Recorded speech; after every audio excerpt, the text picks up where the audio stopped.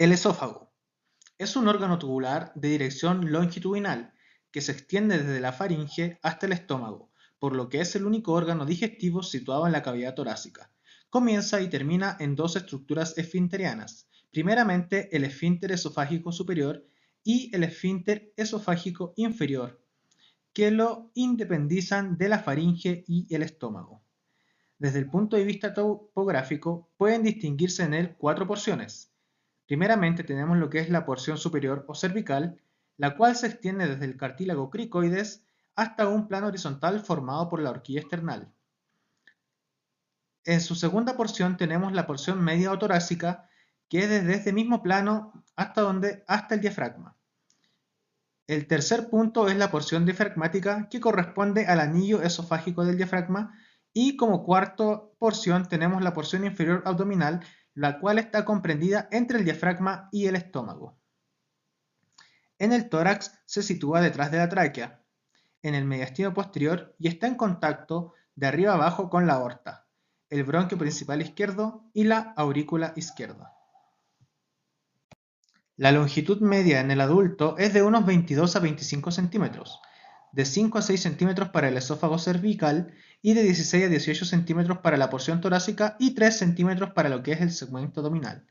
Por otra parte, el tránsito faringoesofágico permite evidenciar la presencia de cuatro estrechamientos, los cuales son la unión faringoesofágica a nivel de la cervical 6, el estrechamiento aórtico a nivel de la vértebra torácica 4, la cual está relacionado con la huella del callado aórtico sobre la pared lateral izquierda del esófago, el estrechamiento bronquial a nivel de la vértebra torácica 6, la cual está determinado por la huella del bronquio principal izquierdo, y finalmente tenemos el estrechamiento diafragmático a nivel de la vértebra torácica número 10. La estructura de la pared del esófago está constituido por tres principales características. Primeramente tenemos la mucosa, la cual está constituido por un epitelio escamoso estratificado no queratinizado, que descansa sobre una membrana basal que la separa de la lámina propia conectiva rica en células linfoides. De esta se distinguen varias capas. Tenemos la zona basal con células de forma cilíndrica y núcleo oscuro. Luego tenemos capas medias y más superficiales, en donde las células se van aplanando y disminuyendo el tamaño de su núcleo. Y finalmente tenemos la lámina propia, la cual se protruye en forma de pliegues en el borde inferior del epitelio. A continuación tenemos la pared de la submucosa, la cual está íntimamente adherida a la mucosa y débilmente adherida a la túnica muscular. La capa submucosa forma parte, al igual que la mucosa, en la constitución de las arrugas que se observan en la superficie interna del esófago. Esta está formada por tejido conectivo laxo con fascículos de tejido conectivo entrelazados de modo diverso. Es rica en vascularización, fibras nerviosas y glándulas tubulares mucosas, sobre todo en su tercio inferior. Finalmente, tenemos lo que es la túnica muscular.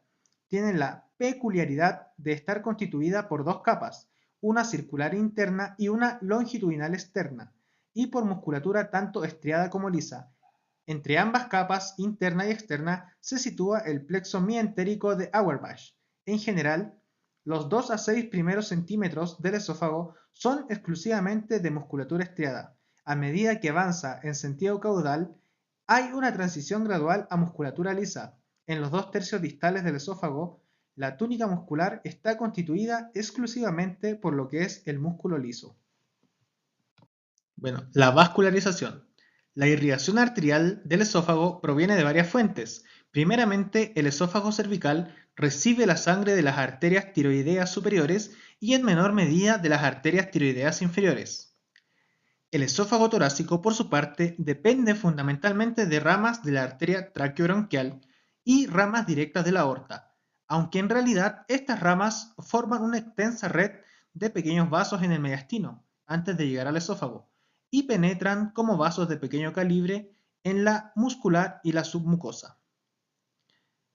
Finalmente, en la unión gastroesofágica se nutre de ramas de la arteria gástrica izquierda en la cara anterior y lateral derecha, mientras que la cara posterior está irrigada por ramas de la arteria esplénica. Existen pocas conexiones o áreas de irrigación a doble nivel de la zona esofágica, la cual está vascularizada por la arteria gástrica izquierda y por ramas de la aorta descendente, de modo que la isquemia puede ser un problema importante a la hora de realizar una cirugía. Por su parte, lo que es el drenaje venoso se realiza a través de dos redes venosas, una red intramucosa y otra submucosa que tienen amplias interconexiones entre sí. Las ramas perforantes atraviesan la túnica muscular y desembocan en una amplia red periesofágica en tres porciones. El tercio superior en la vena cava superior, el tercio medio en la vena ácigos y el tercio inferior en la vena porta a través de las venas gástricas. Por otra parte, el drenaje linfático del esófago está muy interrelacionado entre sí, formando una amplia red periesofágica. Tenemos dos redes linfáticas de gran riqueza, una mucosa y otra muscular. Los vasos linfáticos que crecen de ambas zonas van a la superficie libre del esófago y de ahí siguen caminos distintos según la zona esofágica. El tercio superior del esófago drena en los ganglios cervicales, tanto a las cadenas recurrentes como a las que se encuentran en la zona subesternocleidomastoidea. La porción intratorácica, por su parte, drena en los ganglios periesofágicos que forman parte de los ganglios mediastínicos posteriores y se encuentran en su mayoría colocados en la parte anterior del esófago, y solo algunos son posteriores o laterales. Esta rica red periesofágica explica que los tumores esofágicos en el momento del diagnóstico se encuentran normalmente diseminados. Finalmente, la porción intraabdominal desemboca en los ganglios gástricos posteriores, próximos al cárdiax. La inervación del esófago es muy compleja y además es rica en inervación. Actualmente se acepta la presencia de mecanorreceptores, osmoreceptores y terminaciones nerviosas a nivel del esófago superior, del cuerpo esofágico y del esófago inferior. Las aferencias esofágicas llegan al sistema nervioso central mediante el sistema nervioso autónomo. Por lo tanto, el sistema nervioso simpático a través de la cadena ganglionar torácica, como el parasimpático a través del nervio vago, producen cuantitativamente acciones muy importantes, ¿ya? Las aferencias simpáticas van a la cadena ganglionar torácica y desde aquí alcanzan a la médula. La inervación vagal tiene el núcleo neuronal en el ganglio vagal inferior o el ganglio nodoso y de ahí parten al núcleo del tracto solitario. El sistema nervioso autónomo a nivel esofágico tiene amplias interconexiones a distintos niveles, desde el esófago cervical al intraabdominal, permitiendo la integración de la deglución. Las eferencias motoras esofágicas son conducidas por el nervio vago. Tanto las destinadas a la musculatura lisa como a la estriada son terminaciones nerviosas colinérgicas. La inervación intrínseca del esófago está constituido por dos plexos nerviosos. Primeramente, el plexo de Auerbach y el plexo de Meissner. Estos plexos están constituidos por dos redes neuronales, una excitatoria de tipo colinérgico responsable de la contracción del músculo y otra inhibitoria de tipo nitrinérgico mediada por el óxido nítrico responsable de la relajación del músculo. A continuación vamos a hablar del estómago.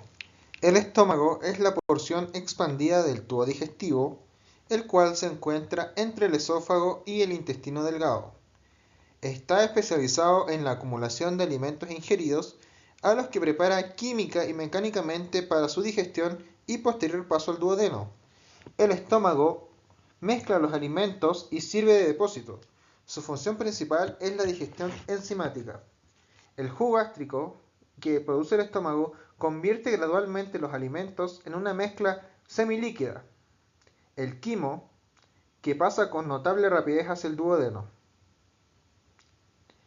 El diámetro del estómago vacío es solo algo mayor que el del intestino grueso, pero es capaz de una expansión considerable, pudiendo alojar entre un 21 a 31 centímetros de diámetro.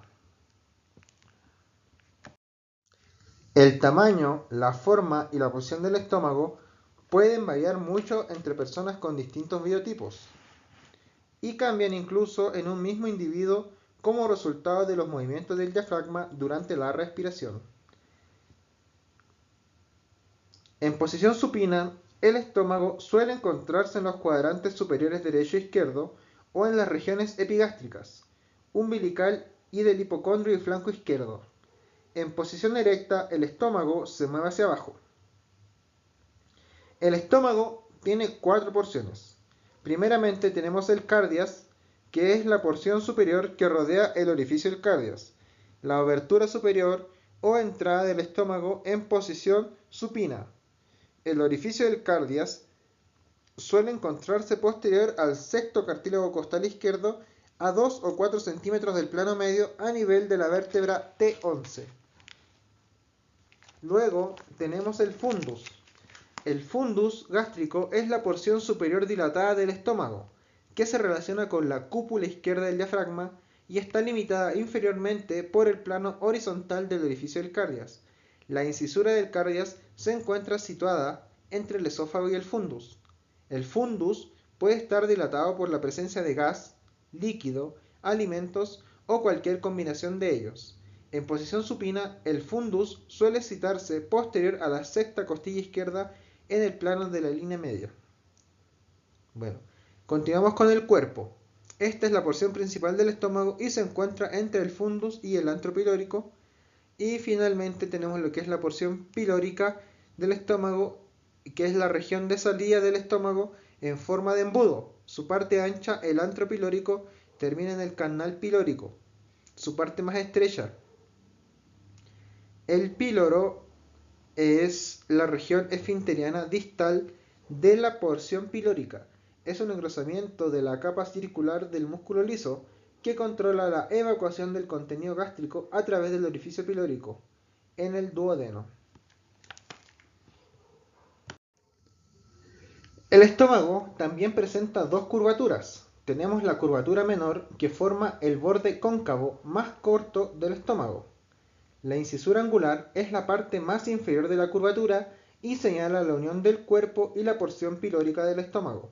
La incisura angular, que se encuentra justo a la izquierda de la línea media. Adicionalmente tenemos la curvatura mayor, que forma el borde convexo más largo del estómago. Pasa inferiormente hacia la izquierda desde la unión del quinto espacio intercostal a la línea media.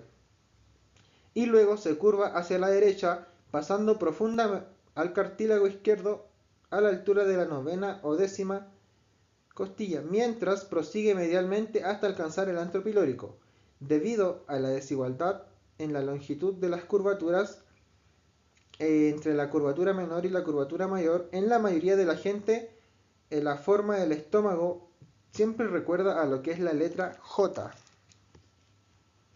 A continuación veremos los vasos que irrigan a lo que es la parte del estómago. La abundante vascularización arterial del estómago se origina en el tronco celíaco y sus demás ramas. La mayor parte de la irrigación procede de las anastomosis formadas a lo largo de la curvatura menor por las arterias gástricas derecha e izquierda y a lo largo de la curvatura mayor por las arterias gastromentales o gastroepipólicas derecha e izquierda. El fundus y la porción superior del cuerpo del estómago reciben sangre de las arterias gástricas cortas y de la arteria gástrica posterior. Por su parte, las venas gástricas presentan una posición y un trayecto paralelo al de las arterias. Las venas gástricas izquierda y derecha drenan directamente en la vena porta hepática. Las venas gástricas cortas y gastroomentales izquierdas drenan en la vena esplénica, la cual posteriormente se va a unir a la vena mesentérica superior para formar la vena porta hepática. La vena gastroomental derecha desemboca en la vena mesentérica superior. La vena prepilórica asciende sobre el píloro hacia la vena gástrica derecha, dado que esta vena es muy visible en el individuo vivo. Los cirujanos la utilizan para identificar el píloro. Los vasos linfáticos gástricos acompañan a las arterias a lo largo de las curvaturas mayor y menor del estómago. drenan la linfa de sus caras anterior y posterior hacia las curvaturas, donde se encuentran los nódulos linfáticos gástricos y gastromentales. Los vasos deferentes de estos nódulos los acompañan a las grandes arterias hasta los nódulos linfáticos celíacos. Ahora les voy a mencionar los tres nódulos principales que existen para el drenaje linfático. Primeramente tenemos los nódulos linfáticos gástricos, los cuales están a lo largo de los vasos gástricos derecho e izquierdo. ¿Ya? Segundamente tenemos los que son los nódulos linfáticos pilóricos, ya que estos van a recoger la linfa de los 2/3 derechos del tercio inferior del estómago y que van a drenar en estos nódulos mencionados. Luego, la linfa del tercio izquierdo de la curvatura mayor va a drenar en lo que son los nódulos linfáticos pancreato-duodenales. A continuación hablaremos de lo que es la inervación del estómago, la cual se divide en tres aspectos principales. Primeramente tenemos la inervación parasimpática del estómago, la cual procede de los troncos vagales anterior y posterior y de sus ramas que entran en el abdomen a través del hiato esofágico. Segundamente tenemos el tronco vagal anterior, que procede principalmente del nervio vago izquierdo. Entra normalmente en el abdomen como un único ramo que se sitúa sobre la cara anterior del esófago. Se dirige hacia la curvatura menor del estómago, donde emite algunos ramos hepático y duodenal, los cuales abandonan el estómago en el ligamento hepato-duodenal. Finalmente tenemos el tronco vagal posterior, que es más grande, procede principalmente del nervio vago derecho, entra en el abdomen por la cara posterior del esófago y pasa hacia la curvatura menor del estómago. El tronco vagal posterior aporta ramas para la cara anterior y posterior del estómago. También emite un ramo celíaco que alcanza el plexo celíaco y luego continúa a lo largo de la curvatura menor, originando ramos gástricos posteriores.